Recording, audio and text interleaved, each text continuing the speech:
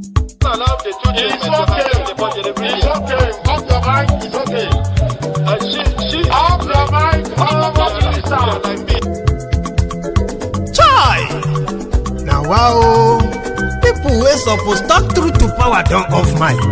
And if we talk, now 500,000 they go sama us, call am hate speech. But fear not, my ego don't come. Him go torchlight every corner, nooks and cranny of all these bad people where they spoil our country.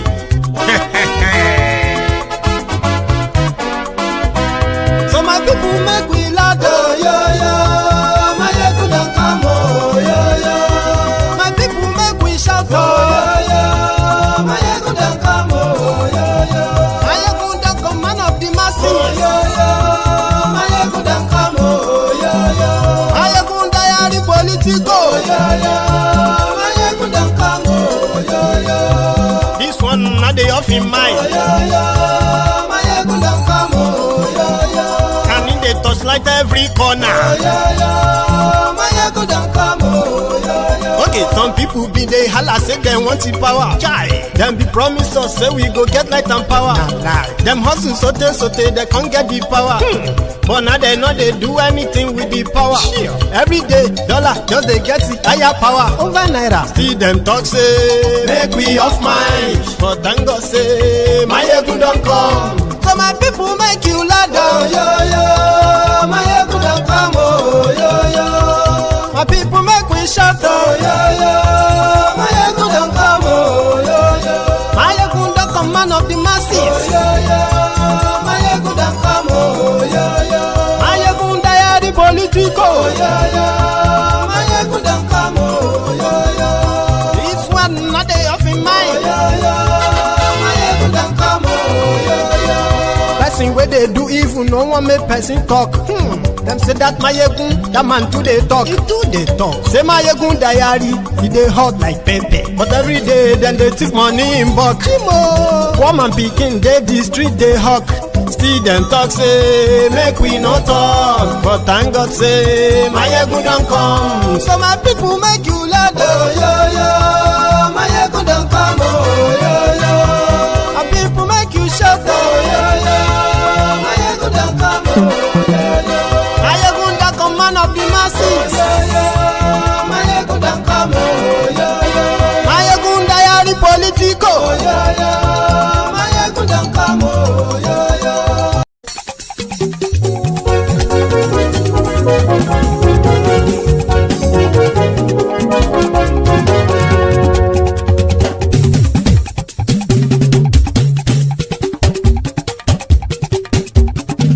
Mayegun làwa mọ̀ làmọ̀ tó dòdòdò. Mayegun diary Nayibi #1. Mayegun làwa mọ̀ làmọ̀ tó dòdòdò. Mayegun diary Nayibi #1. Mayegun ti dé o ọ̀rẹ́ ara ìlú. Mayegun diary Nayibi #1. Lórí Facebook lórí YouTube. Mayegun diary Nayibi #1. Gbogbo bó ṣe ń lọ ni Mayegun já wa sí. Mayegun diary Nayibi #1. Àṣírí ọ̀jẹ̀lú kì í bò níbẹ̀ o.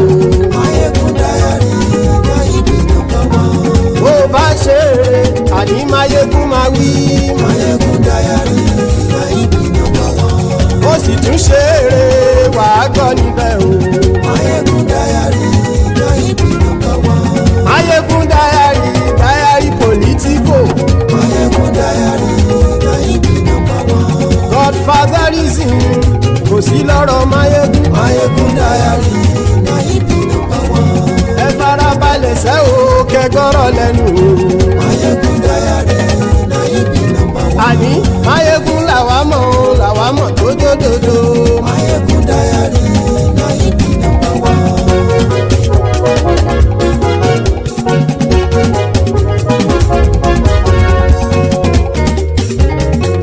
Àní ẹ̀sùn ràkì. Mayegun ti dé. Mayegun ti dé. Ọ̀jẹ̀lú ẹ̀sùn ràkì. Mayegun ti dé. Àní ẹ̀sùn ràkì. Mayegun ti dé. Lórí Facebook. Mayegun ti dé. Àní ẹ̀sùn ràkì.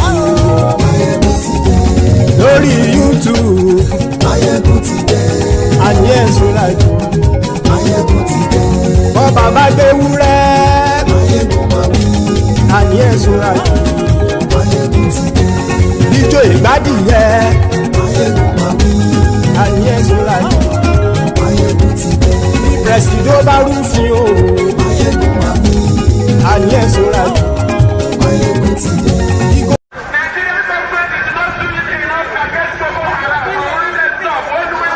And the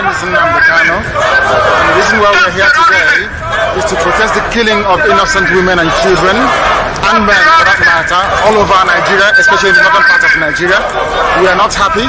We are not pleased with what is happening, and that is why we're here today. As you can see, there are a lot of Nigerians who are protesting about the killing of families, people who are determined to tear the country apart violently, and it is not something that we support. It is not something that we would like to see continue, and we are here today to send a clear message to the Nigerian government, to the High Commissioner, that what is happening in the country is unacceptable, and we cannot accept it. If that continues, it will lead to the violent disintegration of the country. There will be no more Nigeria for anyone to go to. There will be no Nigeria for anyone to refer to. In fact, what is happening in Somalia today will be like a tea party. So we cannot allow this nonsense to continue. Something has to be done, and the consequences of the actions of terrorism in Nigeria must be driven home to the people, so that even the terrorists themselves will be able to understand that there is no mileage in where they're going. The only thing they can accomplish is the breakup of Nigeria.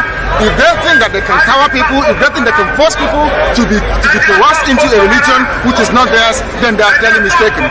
We are asking for peace. We are asking for people to get together. We are asking for everybody who loves Nigeria, who is associated with that country, to please prevail upon terrorism in Nigeria so we can bring it to an end. That is why a multitude of Nigerians are gathered here today. Those of us in the UK are determined to work with the government for peace. We are determined to work with the international community for peace. The one thing we cannot stomach is a repeat of 1966. What is happening today in Nigeria was the reason why Nigeria fought a bitter civil war for 3 years between 1967 and 1970. If this continues, there will be another civil war in Nigeria. And this time around, no place will be safe in Nigeria. This time around, nobody will be safe in Nigeria. So it is imperative that everybody who has the interest of the country at heart acts now and immediately to stop this nonsense from continuing. Hello, the brethren. So good morning to you, good afternoon to you, and a good evening to you from wherever you are joining us. It is Mayegun live, and thank you very much for joining me. Remember, after reading the caption of the broadcast, read the description of the broadcast as well. Then like it, share it. Invite your friends, invite your not so friendly friends, and tell them that Mayegun today, Mayegun is live. And if you have done that already, thank you. However, just before we, delve into the conversation on this particular topic, I need to possibly make a bit of clearance or something, right? So, which is like a caveat. You see, the writer for this broadcast is not to tell you or give you an impression that America is coming to come and rescue you in Nigeria. Remove it, okay? And also, it is also not a complete pointer, okay, that America is coming to, or Trump in particular is going to make a move and interfere in your election enough that maybe they will then take Tinubu out. Again, the conversation is not around that. The conversation is pretty much to point out the development that and the people reacting to the happenings in this regard, in the last 2 weeks. Like I said last night, when I shared the report of the Texas Senator, Ted Cruz. Another congressman has joined him, by the way. So they were making move to be the voice for the Christians being killed by the jihadists in Nigeria. Again, another clearance.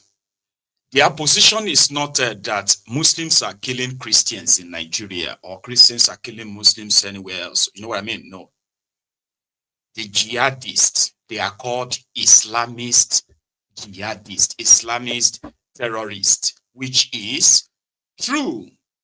However, the Arewans, especially the Islamists, the closest terrorists in northern part of Nigeria, they have started reacting. But there's some other information you need to probably grab from what is really going on. Why is America or these guys currently talking about Nigeria Christians? Like people have been killed, have been killing people for years now. America did nothing, or they just looked the other way, and every other thing you might want to say. But we'll get to that part when we get to touch their reasons why they are speaking up. So the Arewans, the Islamist Arewans, they are upset. They are very angry. But let me give you a background, piece by piece.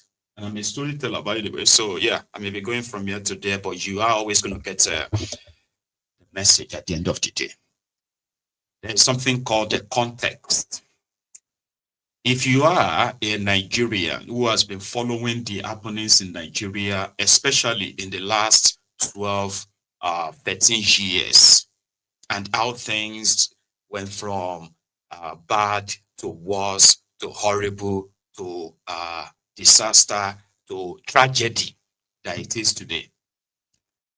So we have Boko Haram that comprises of some of these Kanuri, Hausa, Fulani, and some of these other tribes from northern part of Nigeria as established. Then they have their pals from across the Sahel as well, terrorist Boko Haram. They have their name, Islamia, Jamaatul Islamia to Jihadi, something. You understand? So they made it very clear, right, that the purpose of their campaign is to launch a jihad.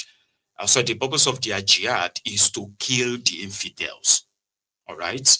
And Nigeria started the battle with them, like in large scale. So it finally cost in 2014, rather, 11 years ago, America was interested in what was going on in Nigeria because, you see, at the time, it was said that the American government under Barack Obama wanted to bring this, what do you call it, homosexual bills to Nigeria. For those of us who probably remember that time, as an excuse for why, America won't support Nigeria in their fight against terrorist Boko Haram.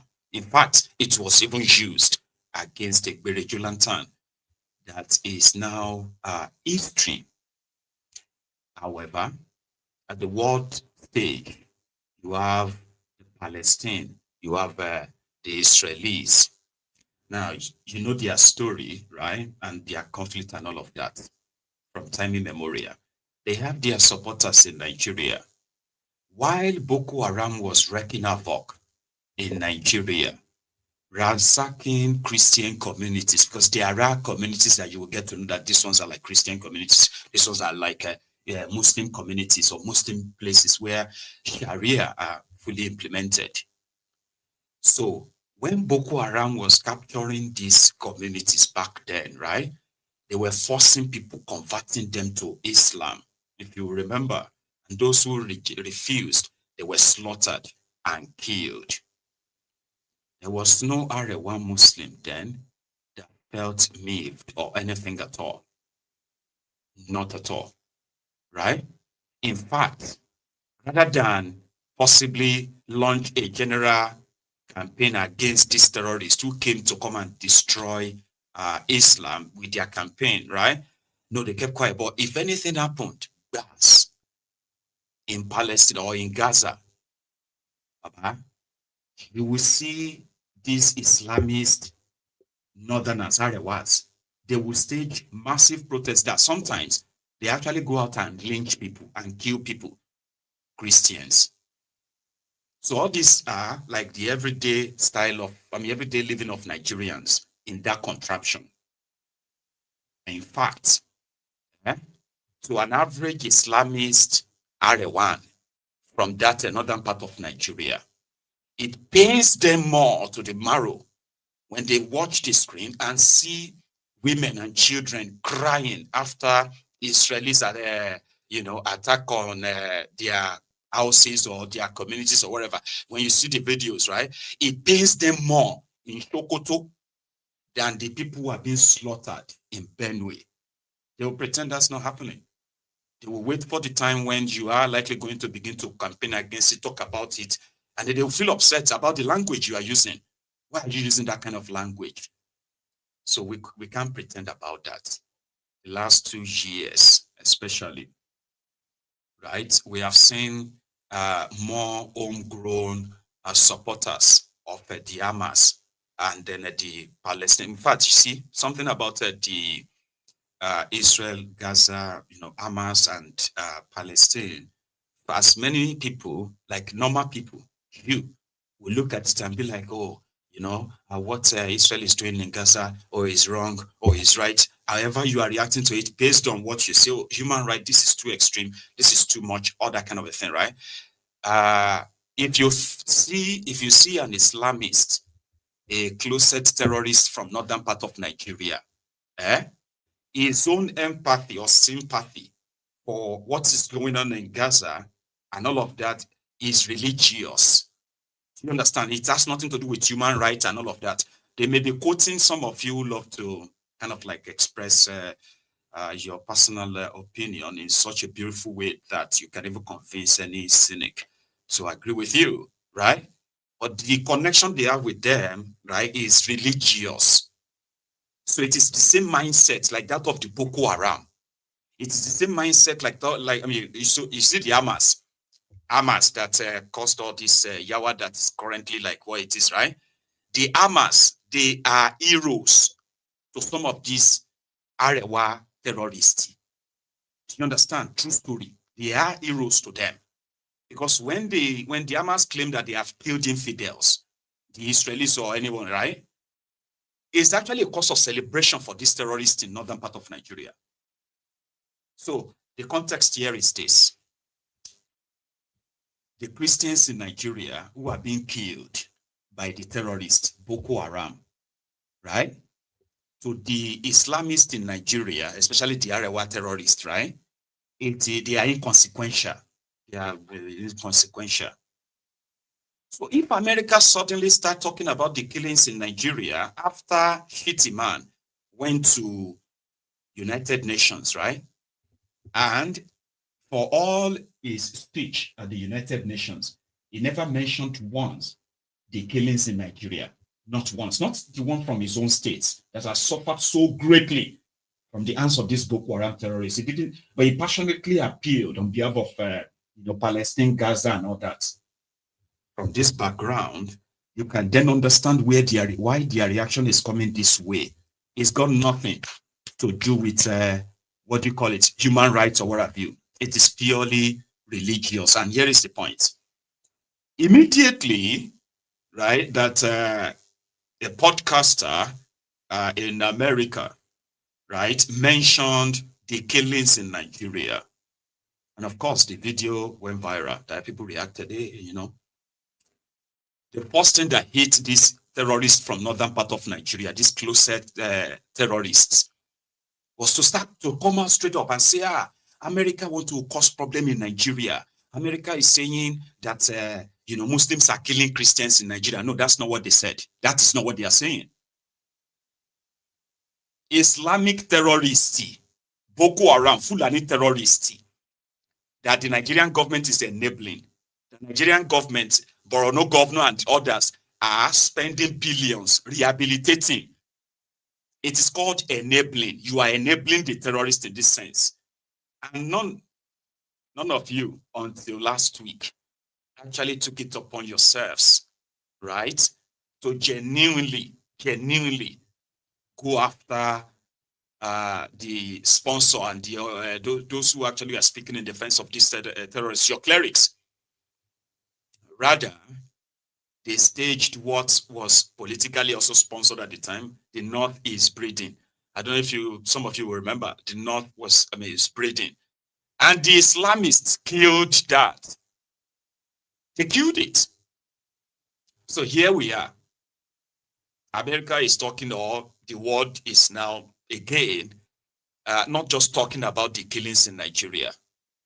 They are intending to actually take action. Maybe not against the terrorists directly, but their sponsor and their enablers. Nigeria government has all the information. They have all the information about those who are sponsoring terrorists in Nigeria. But because of political,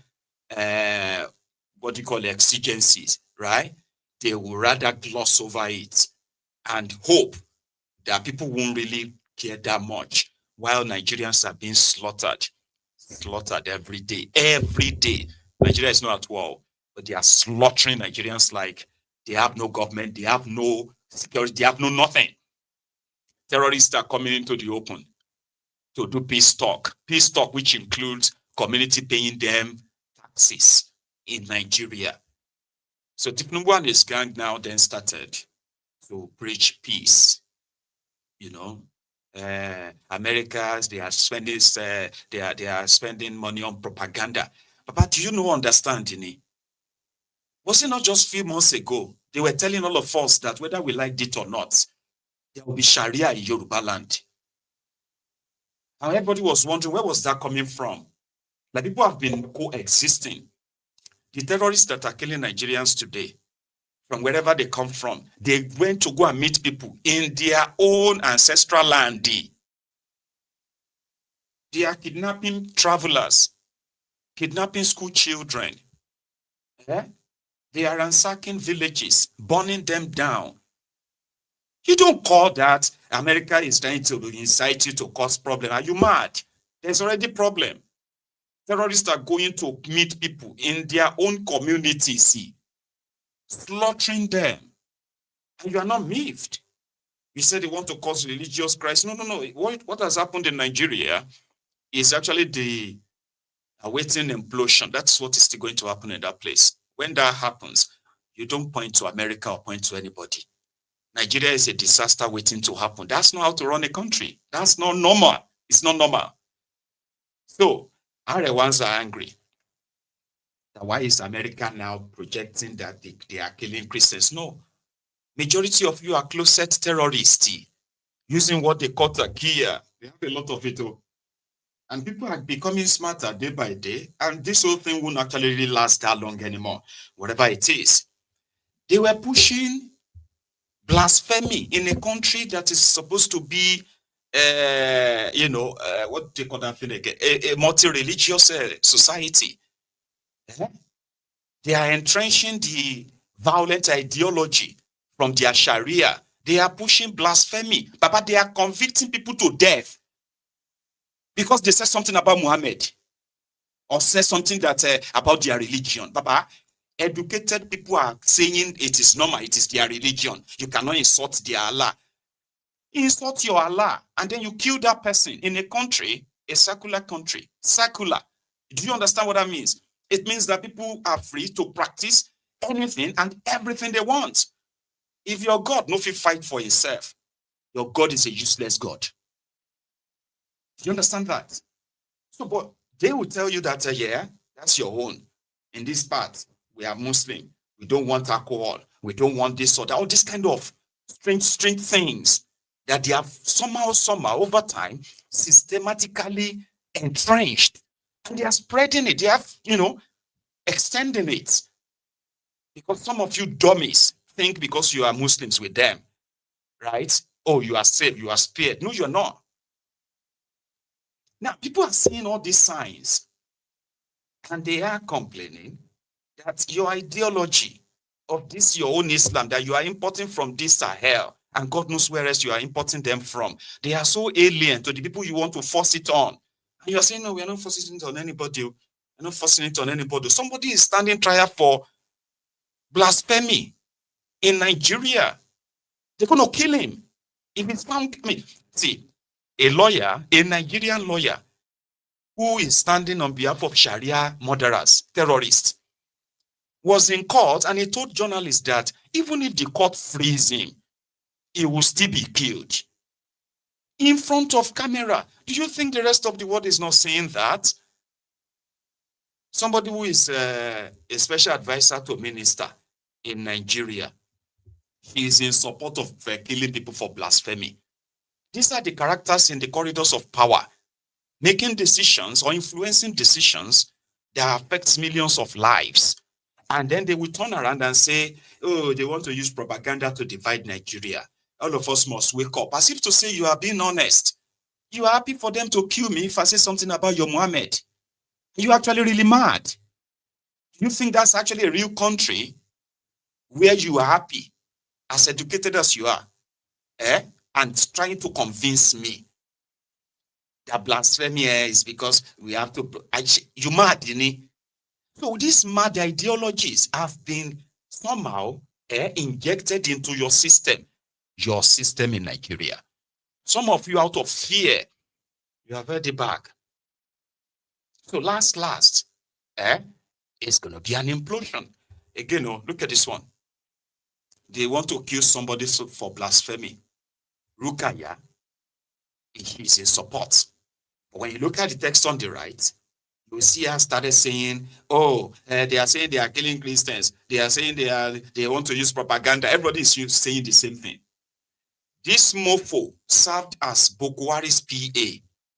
Yes, on media. This terrorist. He served under Boko Haram as a special advisor. He said, I can't pretend or keep silent. I support the death penalty for blasphemy. That's my belief, and I do not and will never support Safe Kanunai. It is an honor to be called an Islamic extremist.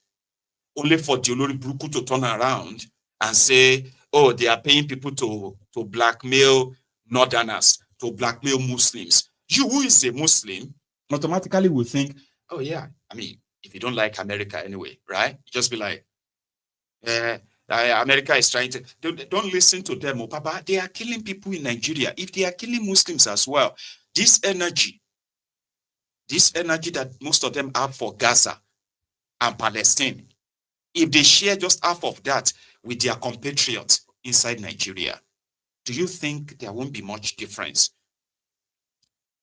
in the fight against terrorism? But they don't give a damn.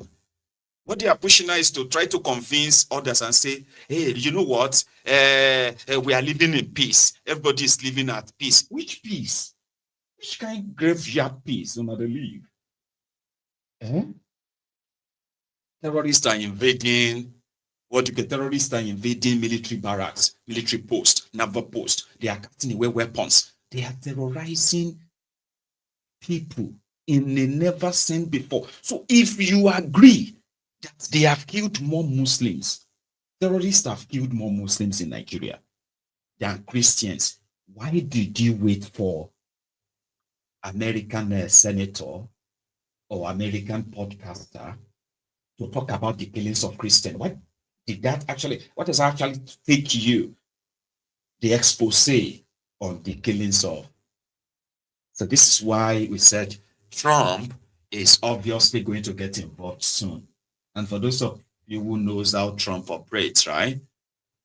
Number one, that's the political part I'm going to go to now, so that I can probably help reshuffle your mind to make you realize that let's speak any useful info out of all I'm going to share with you. Never leave this conversation with the impression that maybe one day America is going to kind of get Tinubu for you. No, you will get Tinubu yourself. Well, are they likely going to give you the tools to do that? Well, time shall tell, but we'll get to that part. Ted Cruz, a Texas senator, has already moved a bill that is now called the S2747. All right. And the content of this bill is listed on your screen in this, grab from the over 100 pages of bill is submitting on how to deal with those who are sponsoring terrorism in Nigeria. So let's see if I can pick some of the contents, right? The bill. It said the bill. Hang on, let's start from the top. It said, now I'm going to start from the bill. So it said to require, or should we start from the top, by the way? Just intro. So it said to require the Secretary of State to designate the Federal Republic of Nigeria as a country of particular concern, to impose certain sanctions and for other purposes. 1, be it enacted by the Senate and House of Representatives of the United States of America in Congress assembled. Section 1, short title, the act may be cited as the Nigeria Religious Freedom Accountability Act of 2025. Section 2, imposition of sanctions. In general, the president shall impose the sanction described in executive order.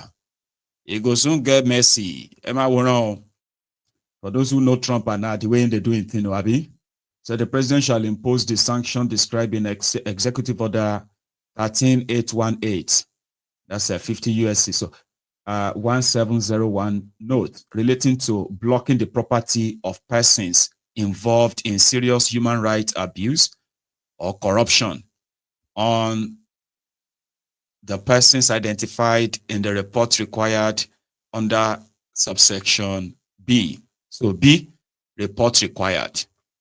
In general, not later than 90 days after the date of the enactment of this act, and annually thereafter, the Secretary of State shall submit to the appropriate congressional committees a report listing Nigerian persons who are A, federal officials or state governors who have, during the period specified in paragraph 2, 1, promoted, enacted, or maintained Nigerian blasphemy laws, including through public advocacy, legislative action, or executive enforcement directives, or 2, tolerated violence by non-state actors, invoking religious justifications to commit acts of violence, including persons designated as 1, foreign terrorist organizations, pursuant to Section 219A of the Immigration and Nationality Act of the U.S. Constitution, that's a 118A, or, now they follow, they say, or, going for Daniel. So simply means all those ones who have all these stolen properties, stolen money, buying properties in America, saving their money in America. Like Patawale has about 2 wives in America, 2 wives in Nigeria. So he spent most time in America than he spent in Zamfara when he was their governor, by the way, right? So there are so many of them from that northern part of Nigeria. So the point here is that these criminals, in order to enable these terrorists, they introduced what they call the non-kinetic, the way where terrorists are allowed to carry Quran, hold Quran and say, I no go do it again. If you just hold the Quran, if you have killed hundreds, thousands of people, just hold the Quran and say, I no go, wallahi tallahi, I don't go do it again. That means you have been forgiven. All those criminal governors, Sharia governors, all those terrorists from northern part of Nigeria, I want to see how that goes, how that plays out. And then Tinubu, those ones who are enabling, is through legislation, through an act of law, parliament, to smuggle all these ideas, including state governors. All of you state governors who are currently smuggling your Sharia, blasphemy, into your, into Southwest, especially Yoruba land. Your day will come. Like again, it's not like America will do much to them. What America will really do to them is just to take their properties, take their money, the one they've stolen from you, the one they are putting away for the raining day, right? When Kasala bursts, they will fly to America. So, and America can also compel its own allies to go after them as well.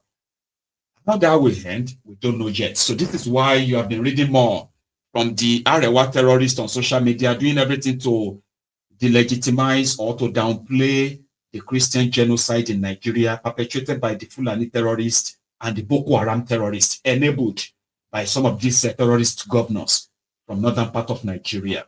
Do you get that? So, Ted Cruz continued. So, too, specially designated global terrorist pursuant to Executive Order 1322-4, 50 U.S. Constitution 1701 notes relating to blocking properties and prohibiting transactions with persons who commit, threaten to commit, or support terrorism, or B, judges, magistrates, prison officials, or other judicial or law enforcement authorities who have, during the period specified in paragraph 2, enforced blasphemy laws, including through prosecution, conviction, imprisonment, or other deprivation of liberty of individuals pursuant to such laws. Period specified. The period specified in this paragraph is A, with respect to the first report required by paragraph 1, the period beginning 10 years before the date of the enactment of this act, and ending on the date on which the report is submitted, and with respect to each subsequent such report, the period, the period beginning on the date on which the provision such report was submitted. Make I do some shalaye there for you so that you can understand. Rather than for the Arewa to be Arewa that believes that these terrorists are not Muslims who are killing the Christians in Nigeria, because the Christians in Nigeria are considered as infidel. Infidel are those who they believe have no real value. They are not humans. They are worthless. And if they are slaughtered, according to their, according to their hadith or their jihad, if you are slaughtered, it is inconsequential. Better thing is that, even if the terrorist is slaughtering or shot or killed, killing you as you are already dying, they will still celebrate and say, maybe you will go to heaven if you can shout, Allahu Akbar, Allahu Muhammad Rasulullah sallallahu alayhi wa sallam, Allahu Akbar. That means you mentioned the name of Muhammad. You are going to heaven. A terrorist kill you. That's how deluded these mofos are, by the way. So they have 6 ways of lying. Remember when the Satan of Shokoto said jihad is just to thrive or to strive to do better, to do good, and all of that. They are allowed to lie to you. This murderous terrorist, by the way. So they have something called Takia, okay, Shia or Mudarat for the Sunnis, right? So it's a tactical deceit for the purposes of spreading Islam. So these terrorists in their jihad way, right? So they have another one called Kitman. Is a deceit by omission, e.g., when Muslim misquote Surah. Say, why did you quote that wrong one? They do it intentionally just to kind of like you know what I mean? So he said there's another one called Toriya. Toriya is deceit by ambiguity. Another one is called Taisir, which is deceit through facilitation, not having to observe all the tenets of Sharia. Because normally, like, the Sharia was supposed to make you a better Muslim. Somebody will respect others. Somebody will share you get. But this terrorists and their violent ways that they are trying to spread in that contraption, right? No. Their own Sharia is not the Sharia you probably will read about. That's why I don't really appreciate some of you are the moderate Muslims. You know a lot of these things I'm talking about. You know how most of these mofos have exploited this link and they've managed to garner enough followership that believes them as well. So you know all of this. You are supposed to be speaking out more. You are more enlightened. You are more educated to say, well, you know what? Listen, this, be more vocal. But it's more or less like even Muslims, the other moderate Muslims, they are afraid of the violent Muslims. Why some moderate Muslims see in those violent terrorists what they can't do, right? But when they see them do it, they just be like, glory be to God. Allahu Akbar. And that's how you see educated people and be like, why are you supporting that kind of violence? It's because the ideology, if you pay attention very well, the ideology of violence, terrorism, and the rest of that is synonymous with these mofos from this northern part of Nigeria. And the idea of clearing and killing infidels is like normal thing. So if the terrorists are killing Muslims, which is true, they are killing Muslims too, by the way. So the fact that they are killing Muslims, right? If all of you are so concerned, right, you should be speaking up for these Muslims they are killing too. And they mount pressure on the government that is romancing them.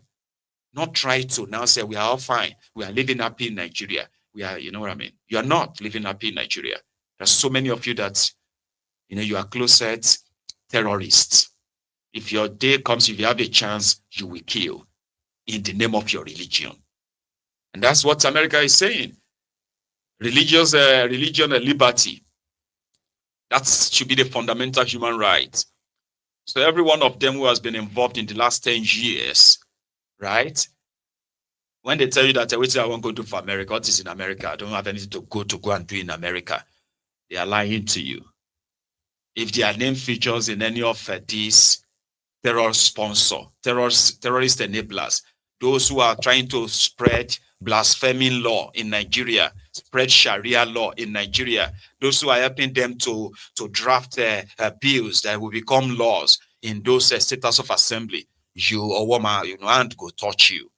And guess what? Guess what? Finally, there will be a lot of you that will later discover that, you know, most of these people, including the terrorists themselves and their sponsor, they have no real thing to do with religion, but they are committing terrorism behind the cover of religion, because that's how they can get empathy or sympathy from those of you who genuinely have your religious beliefs. These terrorists in Nigeria and their sponsor, right? They do not deserve to live, so to say, if you have a real government in that contraption, which you don't.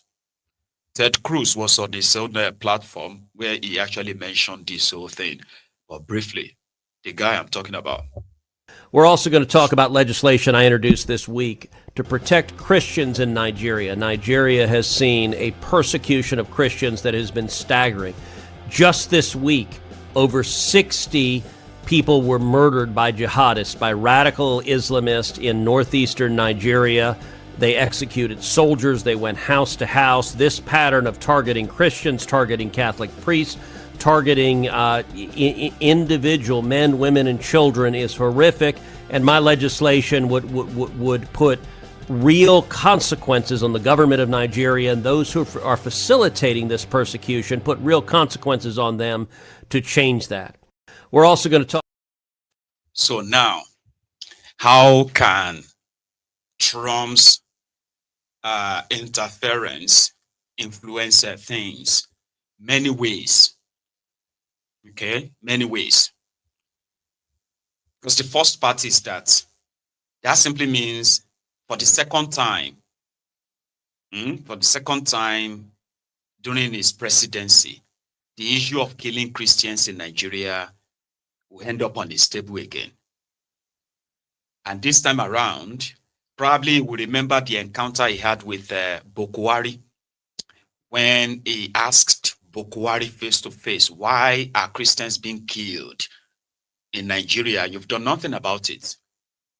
And Bokwari, as usual, mumbled. That was the time after it was like a vegetable in London then, right? So he came back from that London trip, then he went to America before 2019. Trump asked him, but he didn't do anything afterward. Yeah, he didn't. Or practically maybe 2019, and by 2020, COVID came, and then all that happened. So now, maybe for the second time, getting attention of the American government has its own good and bad side. Let me give you a bit of context again. When Barack Obama, and the Democratic Party of America, when they became interested in Nigeria, It was simply because at the time, Nigeria was already on their radar, where the human rights abuses, the blah, America have kind of got wind of that. Goodluck Ebele Jonathan rejected the gay bill. He didn't reject it. The National Assembly rejected it, and he signed the rejected bill, which at the time, Tinubu and this gang, right, who themselves are Democrats. They are registered, Tinubu and most of these guys, they are registered Democrats. Yeah, they are registered Democrats. So, and they are also Democratic Party donors as well. Like they are among the people that donate to the Democratic Party in America. So, it was easier to sell the idea of regime change to Obama's government. The rest today is history. And what did the Obama government, what did they do? First, they placed embargo on Nigeria from acquiring weapons to fight this Boko Haram. The American mainstream media, politicians, they were drafted into it. And just like what you're about to witness now, if Trump, like I said, it's good or bad, okay? If Trump wants to be like them, right? So everybody's going to get interested. Like they were never aware. Not that because they were never aware, but this time it's going to be like, okay, yeah, it's the central stuff. Let's do something or act on it. So it was easier. The difference between Obama and Trump right now, in my own opinion, is that we all know Trump doesn't like anything Democrats right now, yeah? So if they sell the regime change, for example, because of this to Trump, so here is the reason why it may not likely fly, okay? Is that now I won't like it if Tinubu is Democrats, and the Democrat people are the ones who have kept his file away from Nigerians when it mattered most. So America looked the other way under Biden because they are Democrats.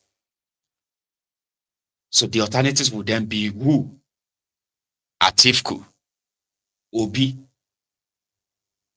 Well, from my own experience, from my own understanding as well, Peter Obi is a registered Democrat, not like registered, no, is it registered or it's also like a donor to the Democratic Party. He attends Democratic Party conventions, like the Tinubu and gang are also donors before, you know what I mean? So, would Trump agree to regime change that is still, others are like, no, forget about that. It's about deal. If Donald Trump could sit or have a chat with the once declared most wanted terrorist from Syria, who is now the president or whatever of Syria right now, in suit, met with Trump, the same man America promised $10 million a ransom on. Forget about it, it's about deal. So how that is going to play out, I don't know. But would America give you the chance, at least the tools, to take down the APC? Yeah, it's possible. I don't know how, I may just make something up, right? But it is possible. Nigeria is not a small country as well, that America is just going to say, no, it doesn't work that way. They have a way to take advantage of what is already obvious: economic downturn, insecurity, hunger, and name it. Then corruption. These are easy tools that could be weaponized any moment. And like 2026 has been projected anyway as the year of baptismal fire for Tinubu and his gang, like it happened to Boko Haram and his own gang too. You get what I mean? So this could be the ingredient towards that. And let me promise you, if indeed they actually want to clamp down on them, you will feel it. Talking about it alone, we have seen Tinubu and others in the last 3 days. They are now talking more about peace. We are one. We are supposed to love ourselves. We are brothers keepers. So Arewa, all of una will be Arewa from northern Nigeria. My advice for you is this. You shouldn't be mad. In fact, don't call it a propaganda that they said they are killing, jihadists are killing Christians in Nigeria if you are not a dumb jihadist yourself. Because Christians, Muslims, they are supposed to be Nigerians, right? Now, if you are very honest, right, that these terrorists have killed more Muslims too, now those are the people you have to kind of like direct your rage to. And you should be grateful to America. The terrorist sponsor, the terrorist financiers in Nigeria who are giving you money to go on social media, to be posting nonsense about America wants to divide Nigeria. We are living in peace. You are mad. Because if you are not really mad, the reason why some of them are possibly triggered, mostly triggered, is that if for any reason, Nigerians decided that, they've had enough of this APC terrorism, that APC lose power in Nigeria, because that's going to be the end of terrorism in Nigeria, in case if you don't know. Yeah, it's not from, see, if APC rules you for the next 50 years, you are going to live with terrorism for that years. I promise you that. Their sponsors, who are mostly protected, are the ones who have done so well to rehire repentant terrorists, recruited them into the Nigerian army, and who are now pretty much working as internal saboteurs. The way that are giving you money to go on social media and say there is no Christian killing and all of that, they will watch you killed, because if you are a Muslim, for instance, if you are a Muslim and somehow you feel like this expose is an attack on Islam, you are dumb and you are more than probably stupid than what you think. Because here is the thing. You are saying they are killing Muslims too, which means they can kill you anytime. They can kill you.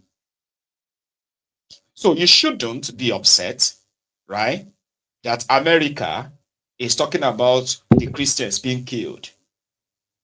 In fact, if you have to be upset, you should be upset with Saudi Arabia, Iran, Iraq, a few of these places that should be speaking up for you and say, hey, they are killing more Muslims in Nigeria. Nigeria, the whole world should know about it. You should not be upset with those who are bringing up these atrocities. If you agree that the terrorists are also killing Muslims, as they are killing Christians, and they are killing people who are not. Sure, you get. If you agree with that, that means some killings are going on. So your anger shouldn't be at those who are exposing it. No. Your rage, your anger, right? Should be at the terrorist, one. Then the government, the second. Politicians will tell you that it's nothing, or they are trying to come and break the country. Hang on. Why do you want to live in the country? You, closet terror sympathizer, being a closet jihadist. Why do you want to remain in the same country with infidels when you can actually have your own country? Where you can have the Sharia, you can use your blasphemy, you can use everything you want to use.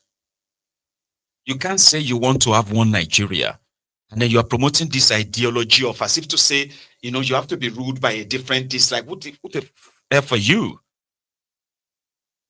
And those some of us who are always like putting on this full bed sheet on their heads, trying to make themselves, to convince you that they deserve or they need a different laws because of their religion to operate, to exist.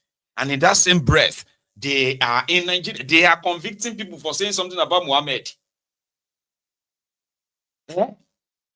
You are angry. You are easily upset that if somebody says something about your religion, right?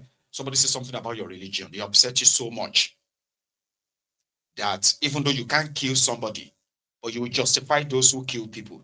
We have had people who are not Muslims who have been killed by mobs in the name of blasphemy. A majority of you have justified it. Come on. Some of those weirds they are giving money to right now, saying there is no genocide. There is no genocide in Nigeria. There's this, yeah. Most of this, most of you are waiting victims, by the way. Yeah. Why do you want to live in the country with an infidel? I wouldn't mind to know. You can have your own country. wish you have the control over that though. APC needs to be destroyed. And Nigeria needs to peacefully break up. So everybody can be on their own. And do whatever the fuck all you want to do. So, that one is that. I have a brother who have something to say about this, how a lot of you who are victims of all this corruption, bad leadership, and what have you, are pretty much enablers, culprits, right? The country is bleeding. They are telling you that, no, it is not. In fact, it is fine. See, we are just building, they just built these houses. They just built this one. They just bought this car. They just got this, you know what I mean? Like, but people are dying. Eh? And I agree, ma'am. My lady, Lady Flora, I agree. It's evidence, right? People are dying. We are seeing it. Even if you have no full idea, come on to my Egun's Diary Political, type in Fulani terrorist, Fulani bandit, Boko Haram, and all this stuff. You're likely going to see a lot of them that have covered over the years. Eh? Everybody day in day. Eh? It's only these terrorists, the Fulani terrorists, too, the Boko Haram terrorists, too. They are people going to meet people where they live, slaughter them. In Enugu. Are you with me? So there's a community in Enugu. Okay, it's called but hang on, let me see if I can put that up. So there's a community in Enugu called Onoli community. Yesterday, this is just yesterday, the terrorists struck there. Fulani terrorists.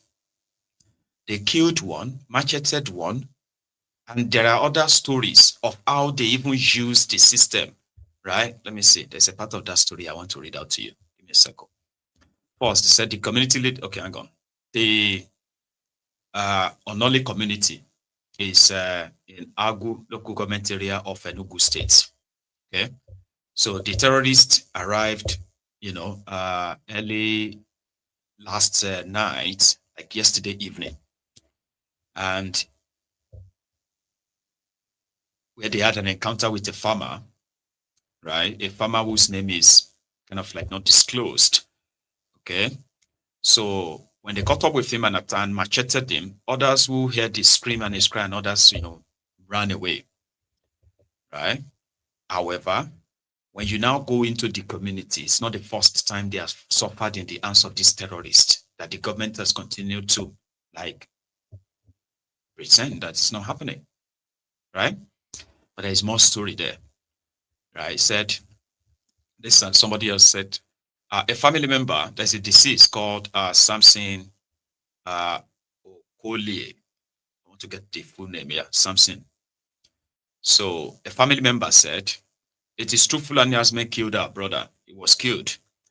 And that's his body on my screen. So said, what happened is that the guy who was about 30 years old went to the farm along Enugu-Port Harcourt Highway. It is on the right. It is on the right. If you are going to Port Harcourt, the place is near the boundary between Enugu and Abia State. They said this. They stopped him, right, somewhere around the Ogbaki. Sorry, no, they stopped him. This says something, and then they stabbed him in the chest, and he died at the UNTH. Sorry, UNTH. It's University of Nigeria Teaching Hospital Enugu. So he died. Now, there's another part to the story, right? Where those who are supposed to be eyewitnesses, they ended up being arrested, right? This is another story. They ended up being arrested, and they had to call the guy. In fact, let me see if I have the story. Explain that the area had been unsafe for months, as Fulani men had forced many villagers to abandon their farmlands.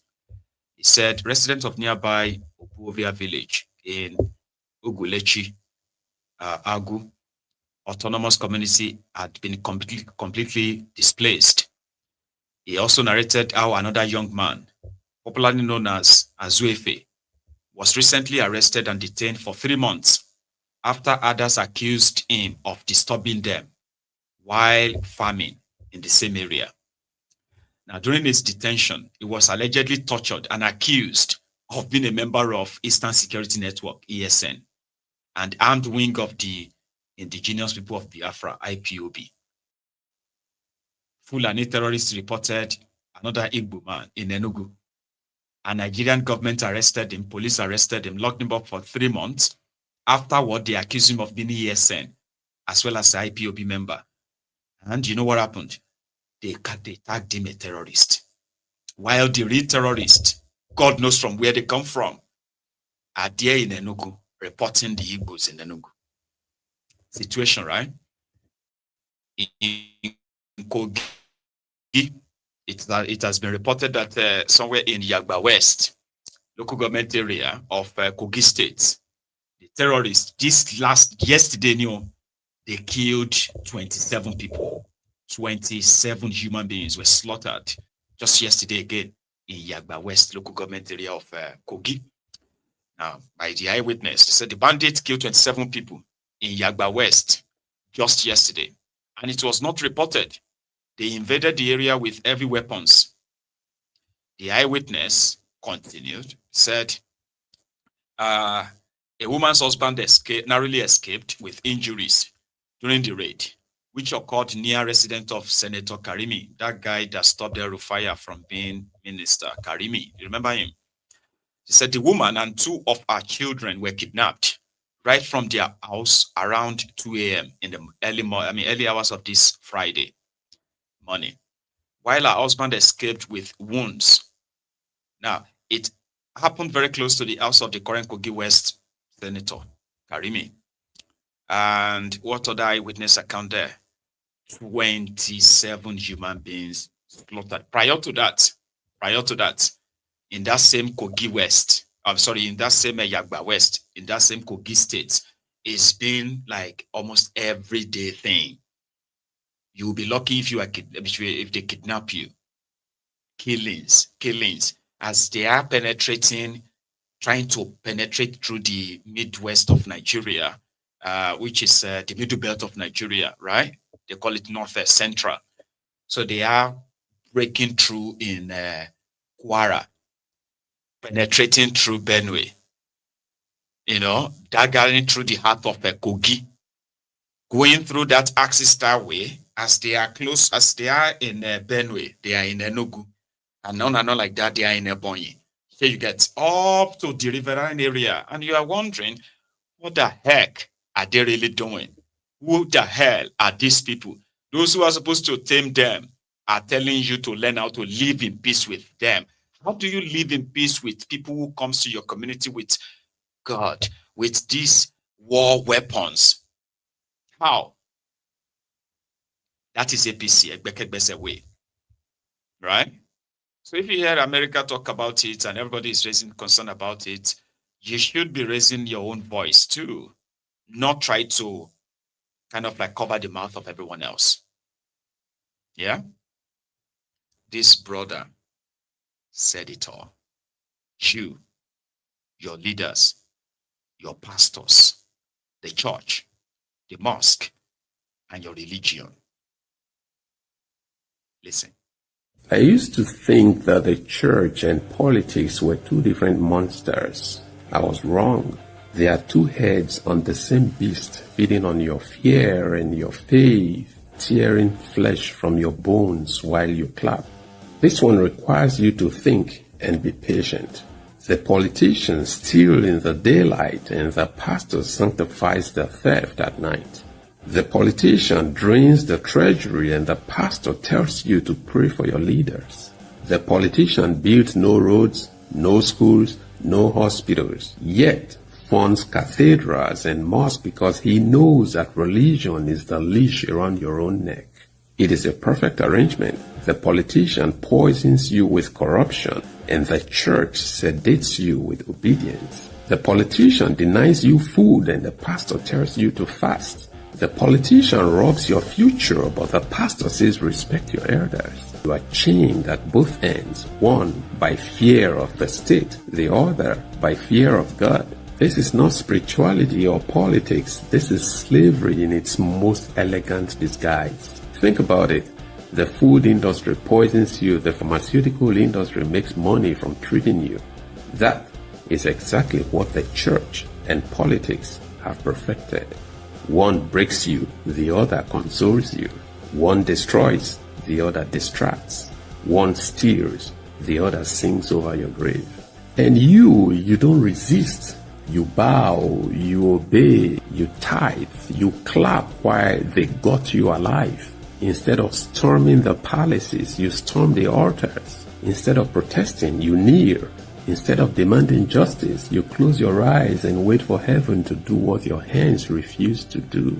Tell me, what gospel blesses thieves in office? What kind of faith baptizes corruption?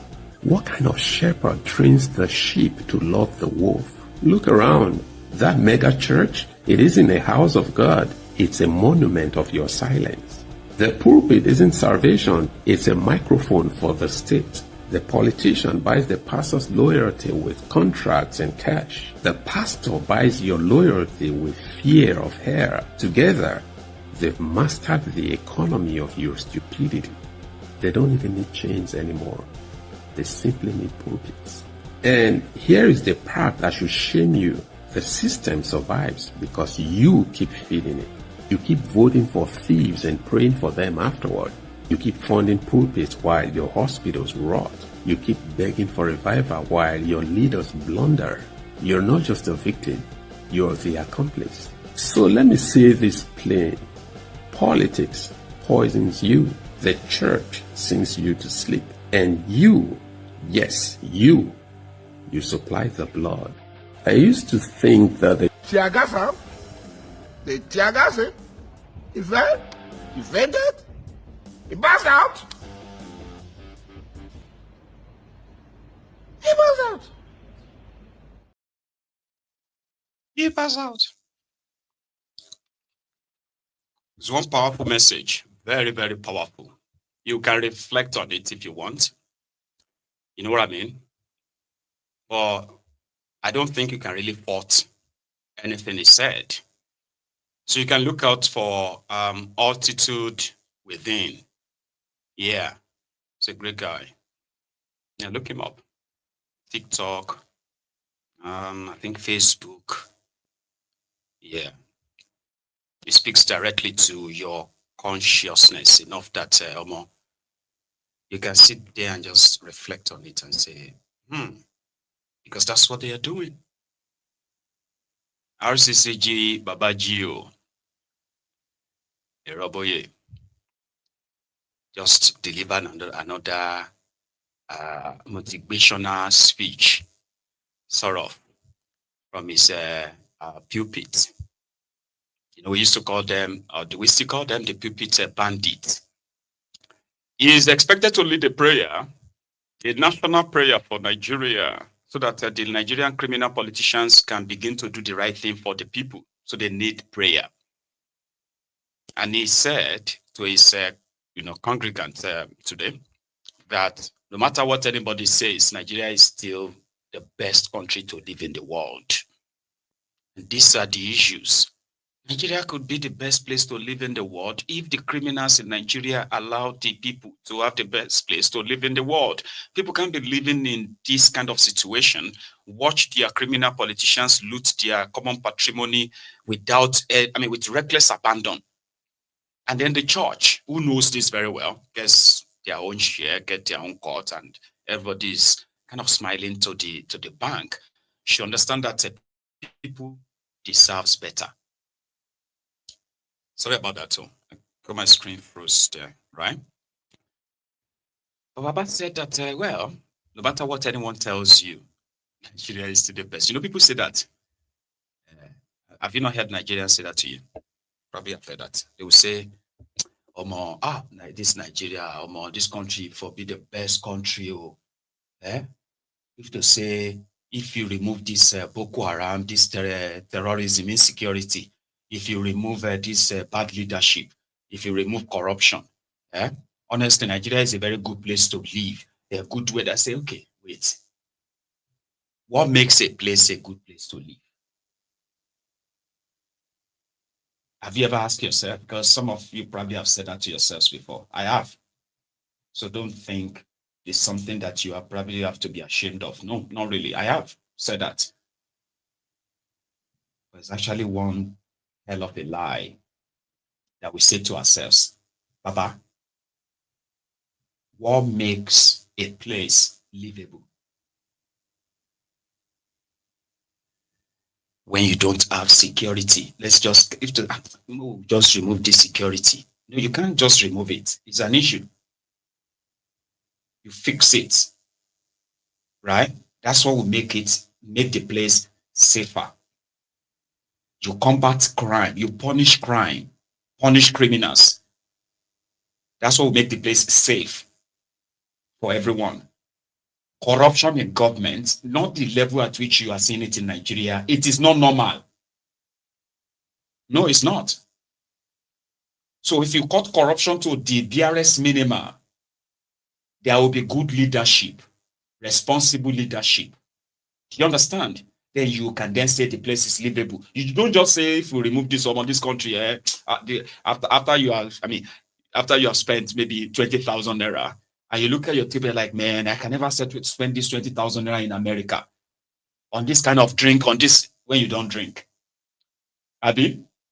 And that moment you suddenly feel like, man, this country, man, if to see our leaders do the right thing, if to see our leaders are, this country is the best country to live in the world. But you know, it is not.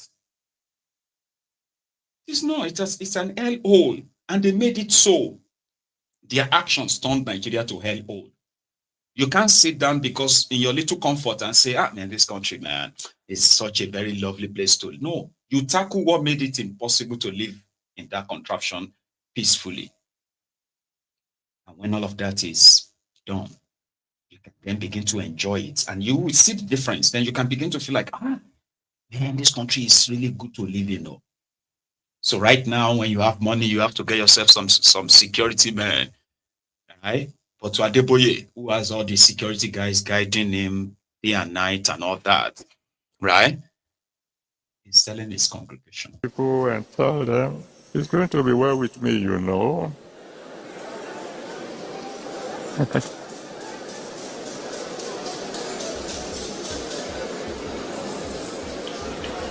And then you may please be seated. God bless you.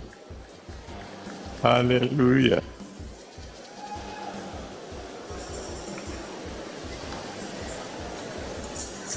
You know, by the grace of God, I've traveled practically throughout the whole world. From where the sun rises to where the sun sets. And I can say this with all boldness. There's hardly any nation on earth like Nigeria.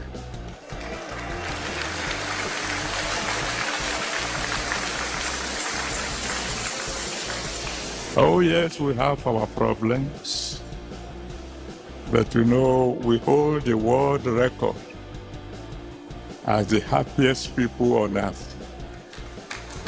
We somehow, no matter how difficult the situation, we know how to laugh.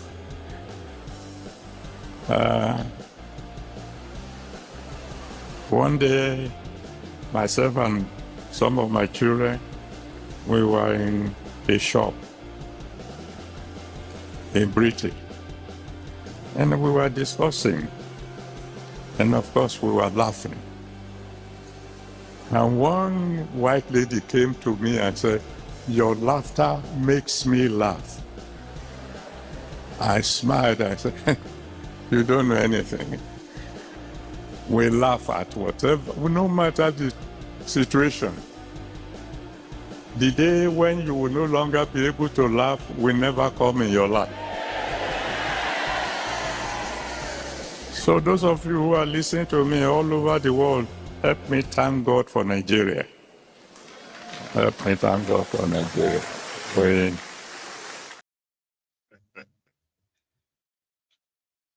Adeboye. I will laugh in London too. How many of you watching me from Nigeria right now? How many of you would not laugh if you found yourself in a mall in America, in the UK? Yeah, you watching me from Nigeria right now. If you find yourself inside any mall in America right now, you won't smile, you won't laugh. There are people laugh at everything and make comic of most things, right? Like make light joke about almost everything. Doesn't make you the happiest people. This is part of the deceit. But yeah, I get it. Somebody like himself would love to kind of like, especially because RCCG is the spiritual arm of APC, Egbekegbe. So his message is to keep reminding everybody that no matter what you are going through, you get that now? At least you are happy. Just be happy. Anything that will not make you happy, God will not do it for you. And you're like, what is he talking about? Yeah? And somehow people believe that, just be like, amen, because God knows that they have to be happy and pretend that they are happy too. You know? Somebody was like, no, you can't really fault happiness now. Everybody just creates your own happiness. So yeah, sure. There is more message that could be delivered to the soul of those who run to the altar instead of them to actually like eat the palaces where these criminals are holed up. Rather, they take their problems to the altars. They take them to the mosque. They take them to all these places, you know, problems that they could fix themselves. Yeah. Now, the transistor radio senator, which is, they call him transistor senator too. It's about him giving transistor radio as an empowerment when he was a senator. He had this to say about the young, or this generation of people, this generation rather, when it concerned the leadership or participation in leadership of the country, or questioning the leadership of the country, or holding the leadership of the country to their responsibility, the blah, the blah. So he was somewhere recently. He's been waiting for Tinubu to nominate him as an ambassador. But Tinubu has not nominated any ambassador, and there's not been any kind of like any ambassador, Nigerian ambassador to any country in the world right now for the past 2.5 years that Tinubu has been your president, by the way. So the Afro senator is one of those who has been speaking positively of Tinubu. He's joined the APC, by the way. And he had this to say about these young people, that those you expect to stand up and fight for their right and fight for their future, like these guys when they were younger and they have been so politically active, like when they were in their own 20s, 30s. But Nigerians in their 20s and 30s today, according to him, they are mostly content creators. Or I'm adding this, they will aspire, they rather aspire to be special advisor, personal assistant, social media influencer for the criminal politicians in Nigeria for a peanut, right? Here is the Afro senator. And collective progress for our people. Yeah, there have been achievements in a number of areas. But what remains a problem to us is how can we silence the gun so that we can have peace and stability in our country? Young people of today, you have your positives and you have your negatives. The positive aspect of your generation is that you are full of energy and creativity. In our days, we listen to foreign music, but in your generation, you have been able to develop and export our culture and our music to the stage of the world, to the point that it gives us pride when we see the likes of James, Davido, and Burna Boy winning Grammys, when it wasn't possible for our generation to do that. It gives us joy to see how you are able to compete with young people of outside of this country. I was highly impressed. If you see the training facilities of teams from Morocco, from Algeria, from Tunisia, the training facilities for their sportsmen and women, you will wonder how the Falcons were able to beat them. This shows that with more for Nigerians, we can achieve more. The negative aspect of your own generation is that what you need to know, the leaders of Nigeria's First Republic became leaders in their 20s and 30s. The leaders of Nigeria's Second Republic became leaders in their 20s and 30s. The leaders of Nigeria's aborted Third Republic and this republic became leaders in their 20s, 30s, and early 40s. Most of the people you see today, whether they are president, they are governors, they are ministers, they are senators, in 1999 they were all looking like you and they were of your age mates.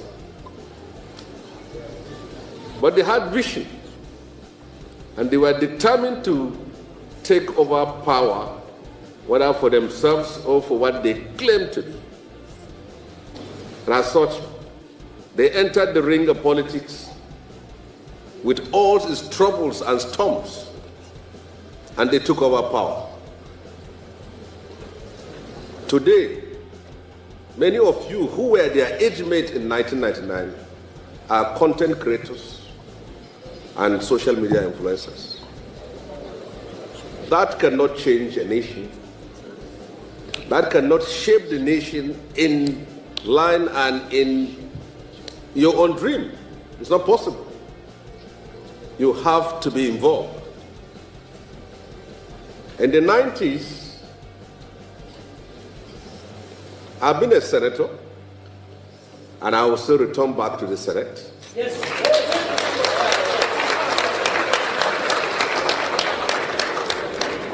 As of 1999, we couldn't contest the Senate because our age is not up to the age of people who can contest elections. But we are determined. We contested and lost, and remained resilient until we took over the seat. So, for those of you who want the nation of your dream, you have to get involved. There's no way you can change this country if you don't participate in politics. In the 90s, when Nigeria was under military rule, some of us organized ourselves and started a civil rights organizations that resisted and demanded for the return of democracy in Nigeria. Some of us were forced to exile, some lost their lives, and people like me spent many years in prison. When we came out of prison in 1998 and Nigeria was transiting to civil rule, we said, what do? We are just out of prison. After spending, because for me, I didn't spend much here, I spent only 4 years in prison.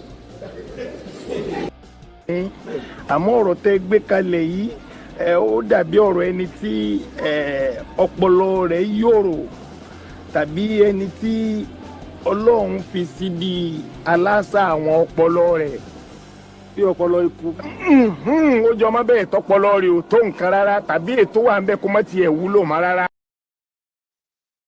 They all love to talk sweetly, but reality is completely different. So let's break it down. When these guys were growing up, right, they had a lot of opportunities. Not like all these opportunities were presented to all of them on the platter. No. There were so many of them who got government-funded scholarships to get education. There are others who had the community-funded scholarships to send them abroad so that they could come back. And when they came back, slowly but surely, when they were supposed to invest in education, infrastructure, and build a system, sustainable system that can take care of generations, no, they didn't. They sabotaged the system from generation to generation. They destroyed education, destroyed family value, destroyed the economy, which destroyed the family value, of course, and they institutionalized corruption in a never seen before that has now created army of uneducated, miseducated Nigerians who have no even idea what a sense of a national priority means. They succeeded in breaking the people rather than building them or making them. They now have a country so populated, right, that you can easily tell they had no plan for you. No plan at all, other than the promissory note they give. How can young people join politics when you need to actually break a bank to run for a political office that has become so polarized, so corrupt, that the process of producing those who run for office eventually is so corrupt that it will only be a miracle, right, to have any good governance come out of that. Take a look at the process that produces them. I'm a young man, not that young anymore. But let's say I'm a young man and I aspire, right, to represent my own kind of like a local ward at the local government. And I believe by merit, I could compete with any other person, right? And then everybody goes into the competition or into the race. Then in the middle of it all, you start hearing that somebody is the anointed candidate. And why is that? Oh, the chairman of the party, or the leader of this or that has nominated this person, this person. They will write names of idiots that they are giving political office to like a favor or to hold it for them as proxies. So quality people, intelligent people, reasonable people who really want to actually serve are kicked out completely. Then you have money. How much money do you really think is going to take you to run for office in that contraption amidst all of this? So they've destroyed all of that, and young people today who have been denied access to quality education in the first place or found way around it, educated themselves to the extent that it was time to find a job and be productive for the country. The criminals in charge of the country who had no plan for you decided that you should probably go and figure that out too.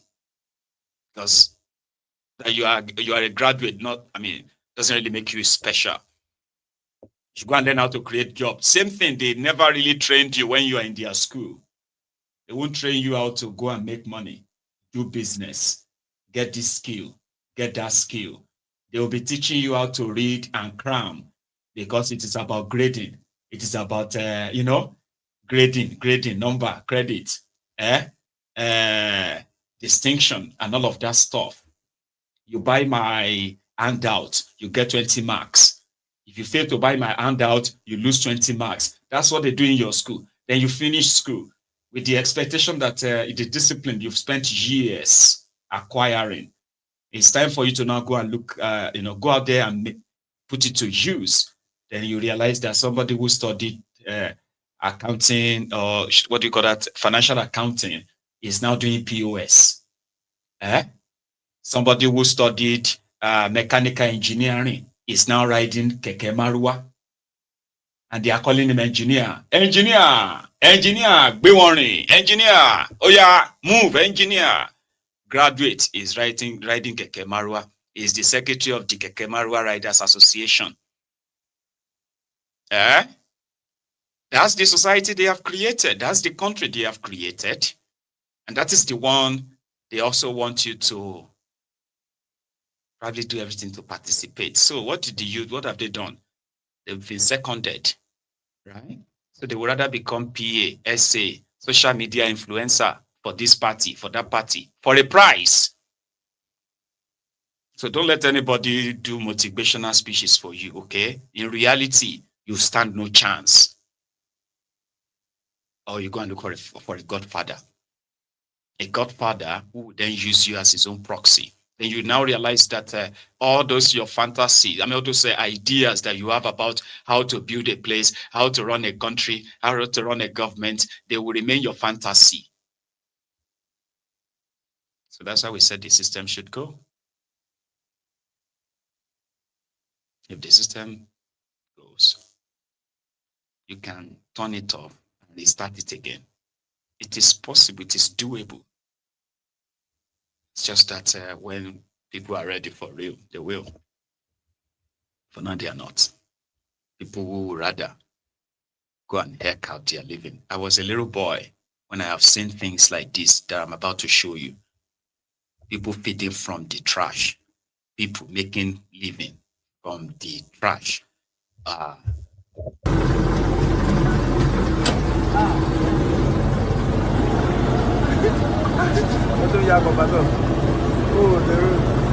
So let's go.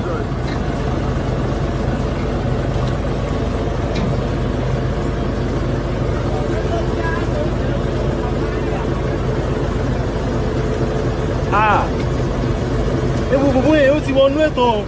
Kíní yẹn ó máa pa kíní tó ṣe gangan nísàlẹ̀ ó máa pa wọn.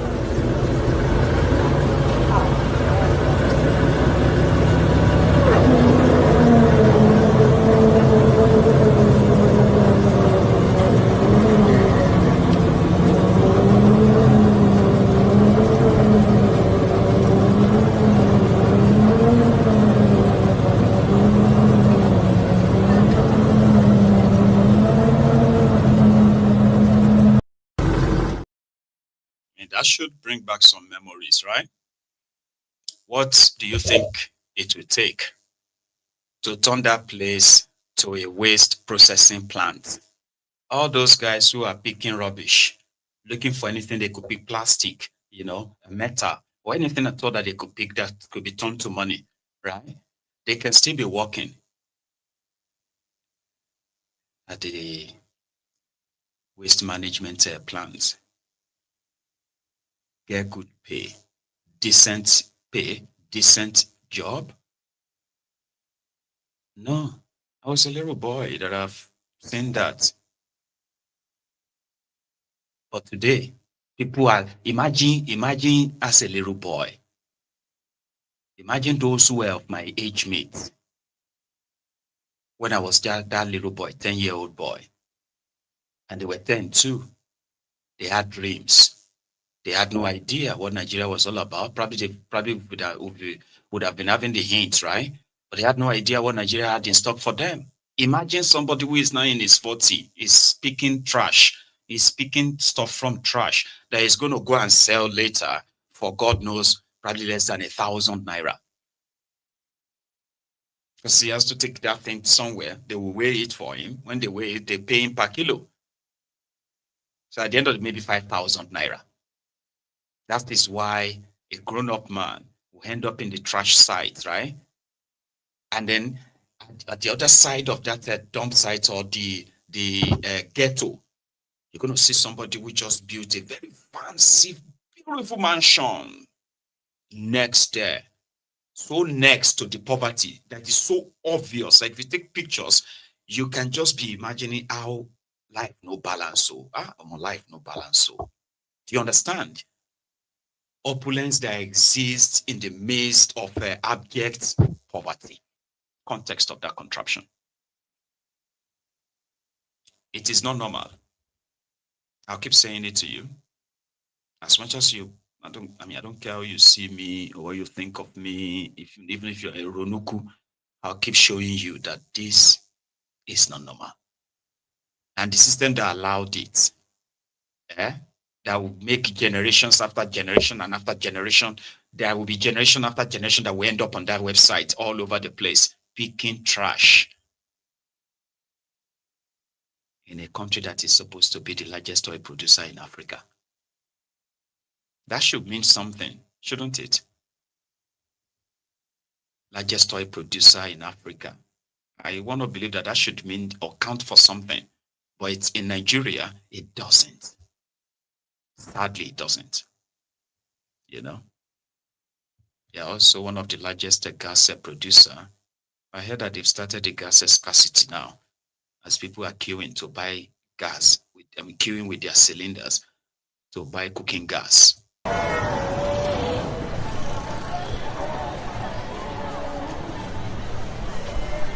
So how do you expect these people here to support the nonsense Bengas and did? You can see now, this the mobile station in Yanapaya, there has not been gas in this area since last week, and people have been running around. This station is selling at 1.4 per kg. Some other villages are selling like 2,000, some are selling like 1,819. So you can understand why people are here more like that. So when we see people do some nonsense and people complain, this is it. Nigerians are happy with gas availability for some time, and some idiots just start causing disruption. So you can see the reaction. My brother, gas don't cost. It comes scarce. No be just cost. Cost is scarce join now. But as it's scarce, now make them cost. You understand? If you know scarce, you no go cost.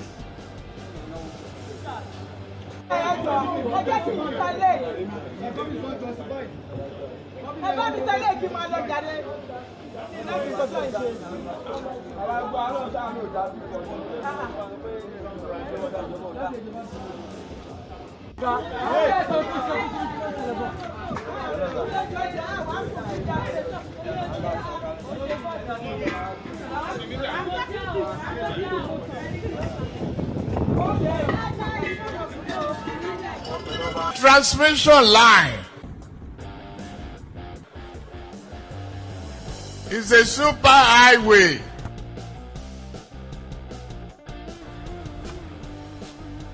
For generated electricity and power.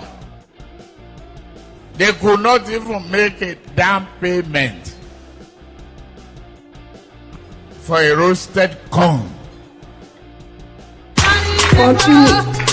70 years old man.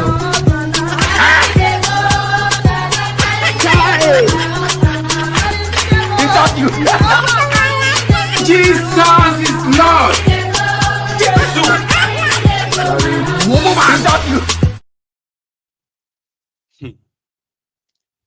Leaving that aside, there are others whose own concern is the reduced purchasing power of Nigerians, which are being masked as well. But for those who are regulars, like, visiting the main stores, shops and malls and all that, and you understand how they used to be, only for you to notice the difference as well. So somebody went to this shop. They said it's actually a popular shop somewhere in Jabi or so in Abuja.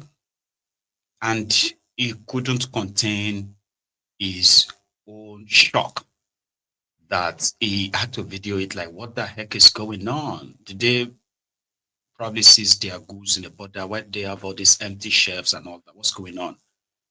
Right? I don't know. But probably you do. Here, from Abuja. Of the 65th independence anniversary. We've been told and lied to multiple times that all is well, the economy is booming. We have been assailed with sexed up stats from the National Bureau of Statistics. This is where it matters. This is where you have a sense of the economy. This is ShopRite in Jabi. It's a major outlet of the ShopRite group. It's as I talked to you, it's about 7:55 p.m. I'm the only one here. No shoppers on the eve of the anniversary. Empty shelves. These places would normally harbor frozen foods and all of that. Look at them. Close up. It's very hot in here with minimal lighting. A lot of the bulbs are switched off. These are where you have the hot food and all of that. Look at it. Just empty shelves. No shoppers. I'm lucky to find one shopper here. This is the reality of our existence. This is it. This is where you would find people like us of the middle class. That's a vanishing breed. This is the butcher where you have chicken, meat, and all of it. Absolutely empty. I can't find one single item.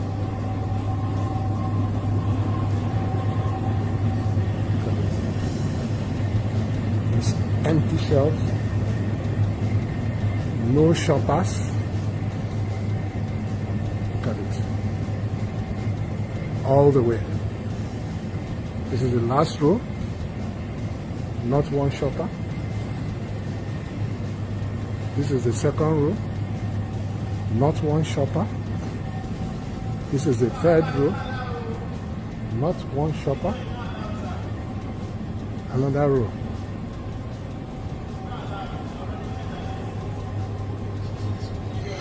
Just so sad. Just so sad. It's heartbreaking, and this samples the status of our economy. Strangulation of Nigerians that are on the eve of the Independence Day anniversary. They are nowhere in sight to get basic. This is where you would normally get bread. And what you have here, there's 7 loaves of bread. Empty shelves.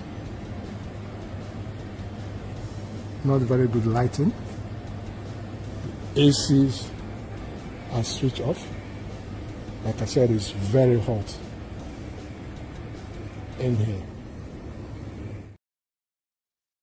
Mhm. Now, the point of that video for my viewers to be able to, to really digest it properly. So I'm going to give you, some breakdown. Presently, the purchasing power of Nigerians have been drastically, do you get me now? Like it has been criminally reduced. And what that means is that businesses will suffer patronage. There are some certain businesses that won't really suffer, but they will still suffer. Every business will suffer once your government devalues your currency, like they have done to you in Nigeria. But it is not going to really happen suddenly, right? It is going to happen in progression. So to get to a stage as a business, then you begin to feel like, no, I don't think I can run this business like this anymore. We might need to actually like close down some outlets. When the country is doing good, doing well, like the Tinubu this gang would want you to believe. You see, businesses will receive patronages. And I mean every business. No, some will receive more, that they will be like, come on, yeah, everything is fine. Others will, but you will get to see the leap in your business, in your patronage, and the rest of that.